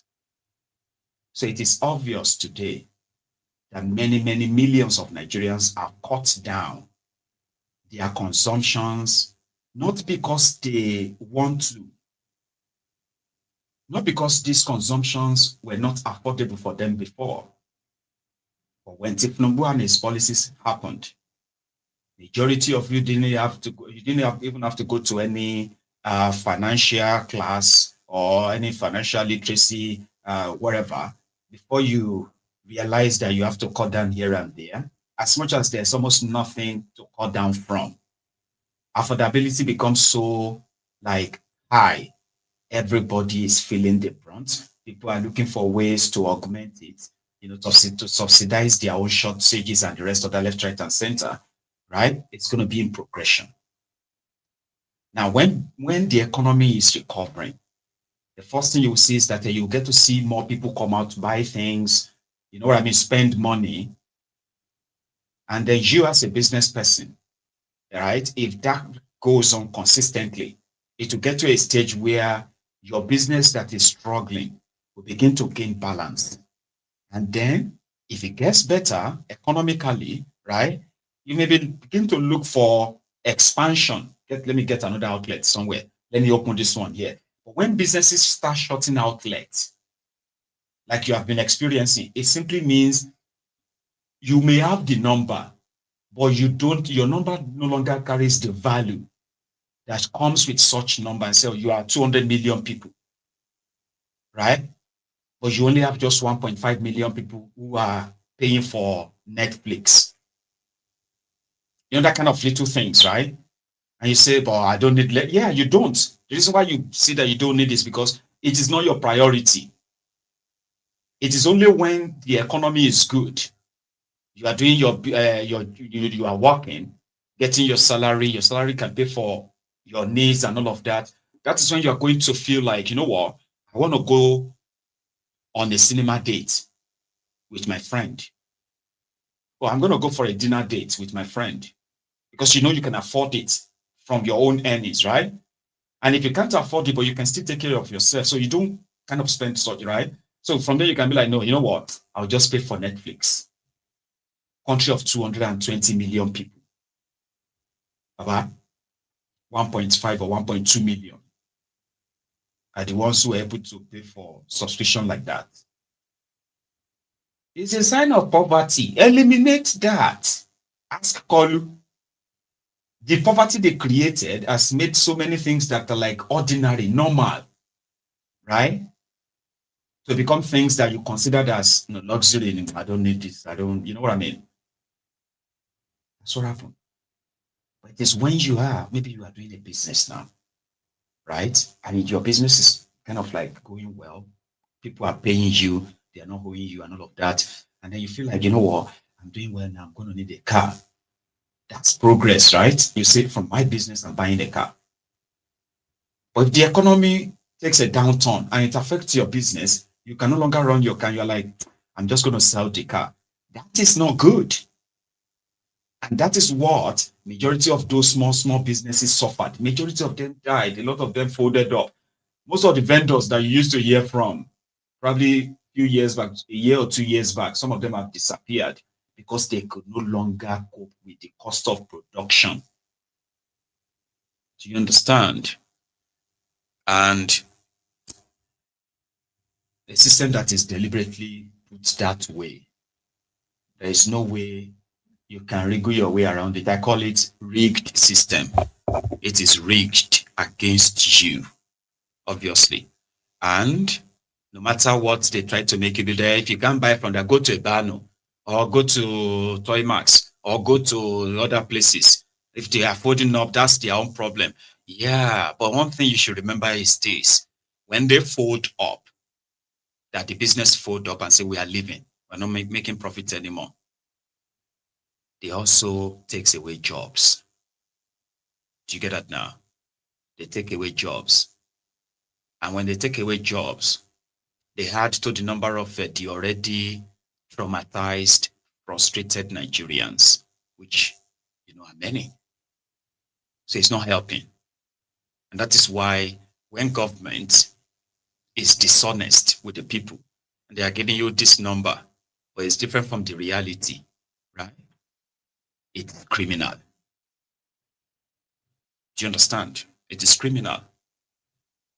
Because they have to be honest with you, but they can't be honest with you because of what they have done. Yeah, they can't. They won't. Unfortunately. So there is one of them, the Minister of Darkness, Penkelemes, Adeboye Adelabu, Penkelemes.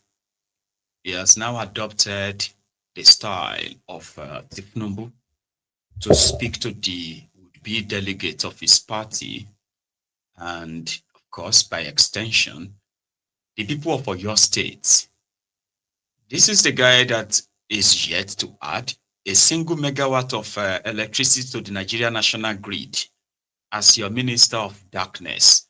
But he's rolled out different policies, including removal of subsidy from the electricity, which costs you more money now.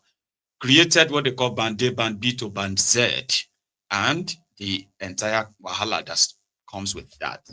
Now, he's told his spouse or his own supporters in their APC, that he's paid his dues, right? He ran for office. He's already run to be governor for your state twice. The last time was in 2023. But when it comes to 2027, right, he believes that it is his own turn. Emi Lokan. Yeah. Let's push it down. Yes. Èmi gbàgbọ́ pé ọjọ́ tó bá dé lóṣèlú kọ́ ló rí tó mú kọ́ ló mú tó ń wá. Àwa náà ti san dues wa àti pay dues wa bẹ́ẹ̀ dàbí bẹ́ẹ̀ kan. Bẹ́ẹ̀ honestly.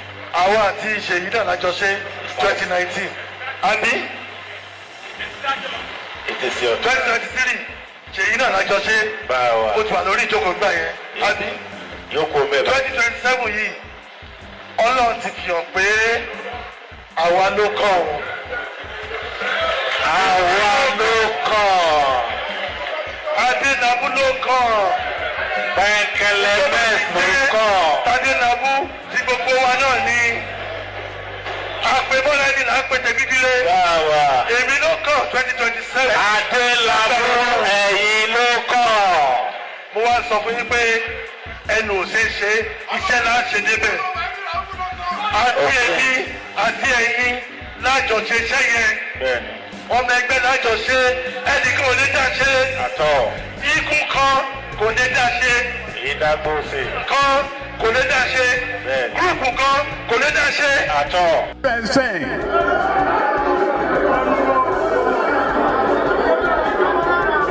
Kò ní ìdí ká kọrin Ògúndé Yorùbá sọ̀rọ̀ ẹ̀wẹ̀ ní bọ́ọ̀lù fàyàráyé gbá ó gbá wọn sísàlẹ̀ ó gbá wọn sódò. Ọ̀rọ̀ orin kọ́ ọ̀rọ̀ ẹ̀tọ́ ni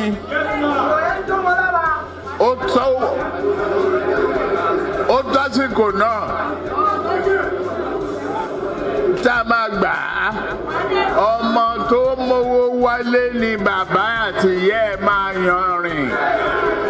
Agbára yìí kò ń ṣe fún Òkè Ọya nìkan. Tí ò bá sí àwa èmi tí ń dúró wájú yìí tí ń lérí ogun tí ní òkè Buhari nìṣó ká máa bá lọ.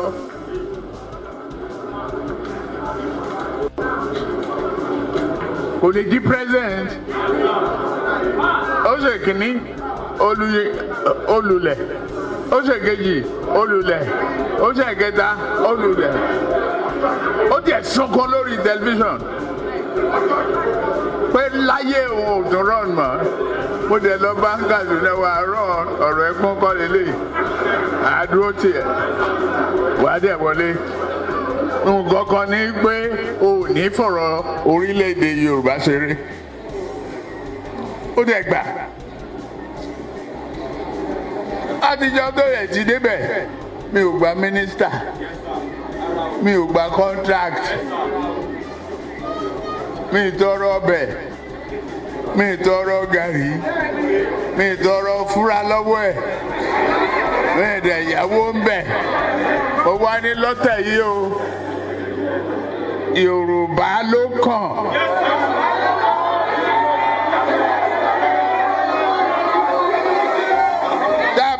Sa Yorùbá náà, èmi ló kàn. Koolu. Abadesa Yorùbá náà, èmi ló kàn. Buhari eventually turned Yoruba land to a theater of war when his kinsmen, the Fulani terrorists, attempted to take over a part of Yoruba land. So many of our people ended up as refugees in neighboring countries, while others lost their lives, and those who survived are still living with the trauma as we speak. You know, Tinubu couldn't raise his voice for the Yoruba nation, Orílẹ̀-èdè Yoruba. But when it was politically useful, he dropped it like a sword, and it worked magic for him. Because there are so many Yorubas today that ordinarily would tell you that they never used to like him. But the reason why they are liking him, they are supporting him now is because people are always abusing Yoruba, and I can't let anybody insult Yoruba. Because Yoruba no come. Ofutu pete. Asha till they come. That's what they call it, right? Some of the Yorubas are beginning to realize that it's all for Tinubu's political ambition. And listen, whenever they have the opportunity of telling themselves the truth, they never hesitate. I promise you. I caught one. I'll share it with you. People are being killed in Kwara right now.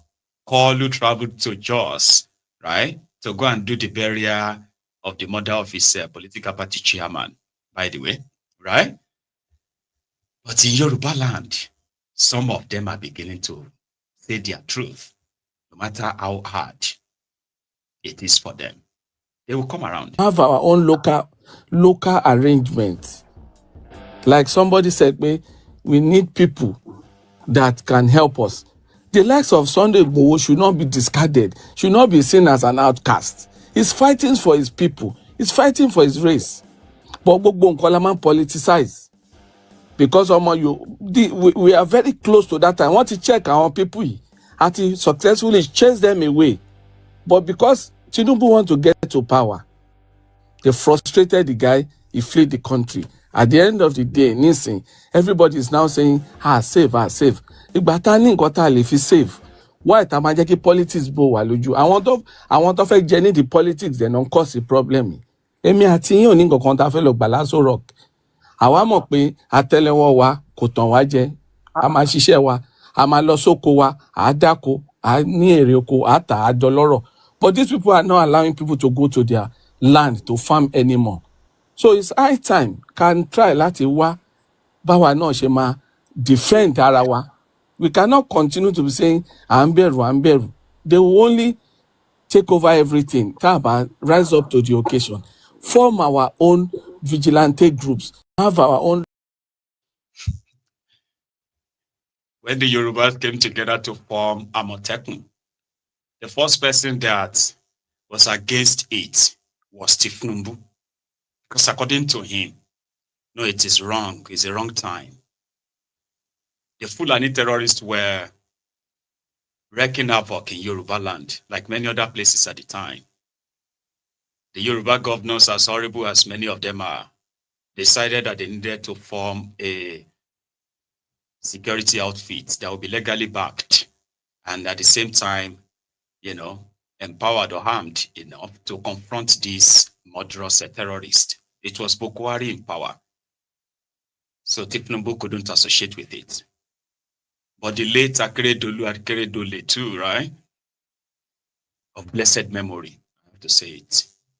Akeredolu insisted, they pushed on, and Amotekun became a thing. But to then arm Amotekun to have all it needs to combat these terrorists, that became another problem. Then Tinubu became your president, a Yoruba man. Amotekun is still being denied the right to bear proper arms. And today, Amotekun is now being used to go and harass your rivals. They are using Amotekun to go and reclaim debt. Somebody owe you money. They are using Amotekun is now searching people's phones, looking for cultists. Amotekun was supposed to be the Yoruba forest rangers. They've had successes. A few times they've had an encounter with some of these horrible terrorists, by the way, and they've had their casualties too. But they are still being denied. A Yoruba man is president of Nigeria.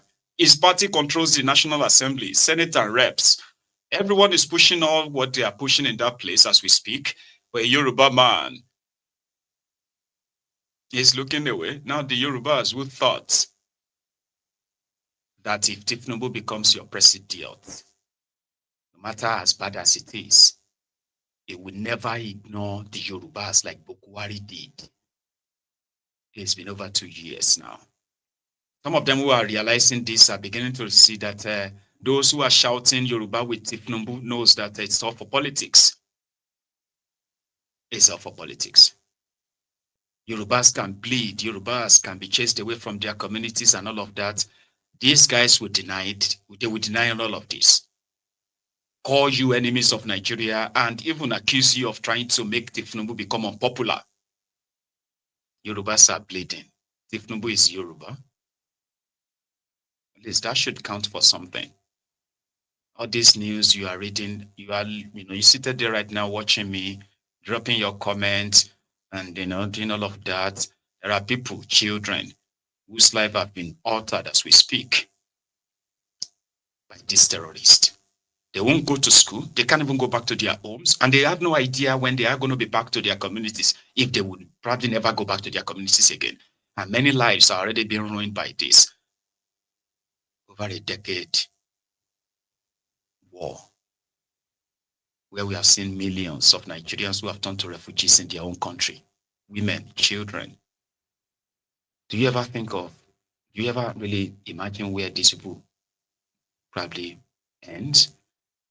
Like when you see videos of people running away from their communities, packing what they could pack and just running away. Do you ever imagine what happened to them? What will happen to them? What happened to those people? The children.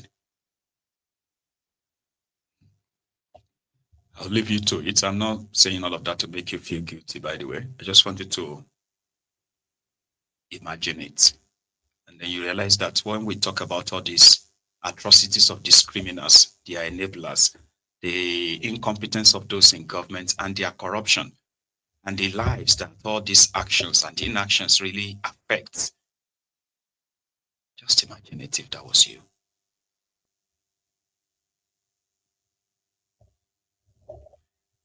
I'll leave you to it. So thank you very much for your time again this evening, okay?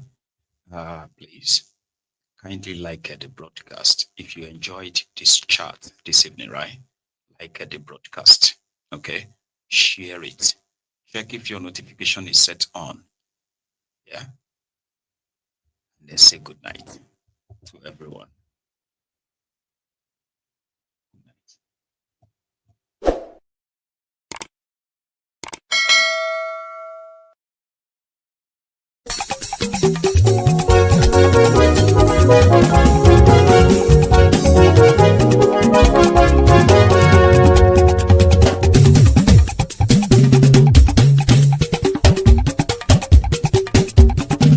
Máyégún làwa mọ̀ ọ́ làmọ̀ tó dòdò.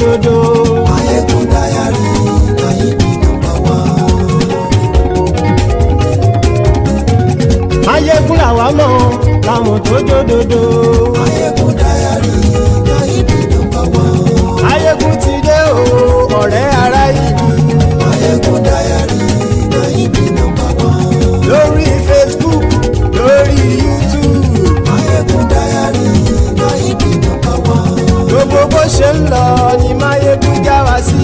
Máyégún dáyàrí náírà nọ́mbà wán. Àṣírí ọ̀jẹ̀lú kì í bò níbẹ̀ o. Máyégún dáyàrí náírà nọ́mbà wán. Bó bá ṣe eré àní Máyégún máa wí. Máyégún dáyàrí náírà nọ́mbà wán. Ó sì tún ṣe eré wàá gbọ́ níbẹ̀ o. Máyégún dáyàrí náírà nọ́mbà wán. Máyégún dáyàrí pòlítíkò.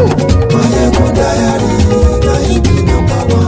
Godfatherism kò sí lọ́rọ̀ Máyégún. Máyégún dáyàrí náírà nọ́mbà wán. Ẹ farabalẹ̀ sẹ́ o kẹgọ́rọ̀ lẹ́nu o. Máyégún dáyàrí náírà nọ́mbà wán. Àní Máyégún làwa mọ̀ tó dòdòdó. Máyégún dáyàrí náírà nọ́mbà wán.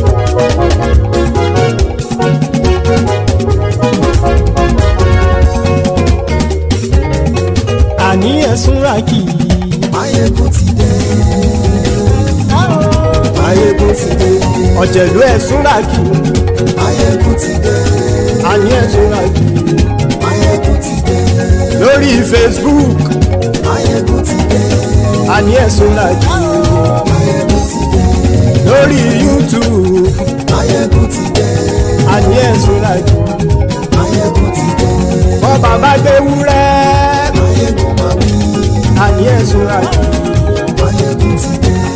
Ijó ìgbádìyẹ. Máyégún máa wí. Àní ẹ̀sùn ràkì. Máyégún ti dé. Bí pẹ̀sìdó bá rúfin o. Máyégún máa wí. Àní ẹ̀sùn ràkì. Máyégún ti dé. Bí gómìnà kówó jẹ. Máyégún máa wí. Àní ẹ̀sùn ràkì. Máyégún ti dé.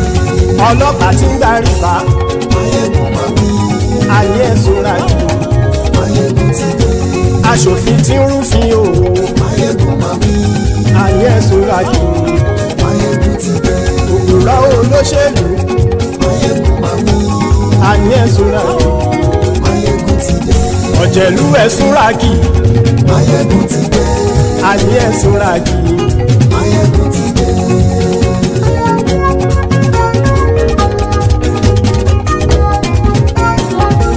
Máyégún ti dé. Gbogbo ọ̀jẹ̀lú ẹ̀sùn ràkì. Máyégún ti dé. Gbogbo ọ̀jẹ̀lú ẹ̀sùn ràkì. Ṣùgbọ́n ní bá ti ṣe èyí tó yẹ kí wọ́n ṣe ọmọ bá dèrò ní fi wọ́n níran o. Máyégún ti dé. Gbogbo ọ̀jẹ̀lú ẹ̀sùn ràkì. Máyégún ti dé. Gbogbo ọ̀jẹ̀lú ẹ̀sùn ràkì. Ṣùgbọ́n ní bá ti ṣe yìí tó yẹ kí wọ́n ṣe ọmọ bá dẹ́rọ̀ ò ní fi wọ́n níran. Wọ́n fowó bẹ́ẹ̀ o. Máyégún ó sọ pé wọ́n ò fẹ́ bẹ̀. Wọ́n fowó bẹ́ẹ̀. Máyégún ó sọ pé wọ́n ò fẹ́ bẹ̀. Oníkan ṣáàtì ṣe yìí tó yẹ kí wọ́n ṣe fáwọn ará ìlú tó gbé wọn débẹ̀ o. Ayé. Máyégún ti dé. Gbogbo ọ̀jẹ̀lú ẹ̀sùn ràkì. Máyégún ti dé. Gbogbo ọ̀jẹ̀lú ẹ̀sùn ràkì. Ṣùgbọ́n ní bá ti ṣe yìí tó yẹ kí wọ́n ṣe ọmọ bá dẹ́rọ̀ ò ní fi wọ́n níran. Kì máa yí ṣe eré ọ̀rọ̀ yìí kì í ṣe ẹ̀fẹ̀. Kì máa yí ṣe eré ọ̀rọ̀ yìí kì í ṣe ẹ̀fẹ̀. Ẹni bá ti lè lẹ́bọ̀ lẹ́rù o ọmọ bá dèrò kàṣà ìtú wọn síta. Máyégún ti dé. Gbogbo ọ̀jẹ̀lú ẹ̀sùn ràkì. Máyégún ti dé. Gbogbo ọ̀jẹ̀lú ẹ̀sùn ràkì.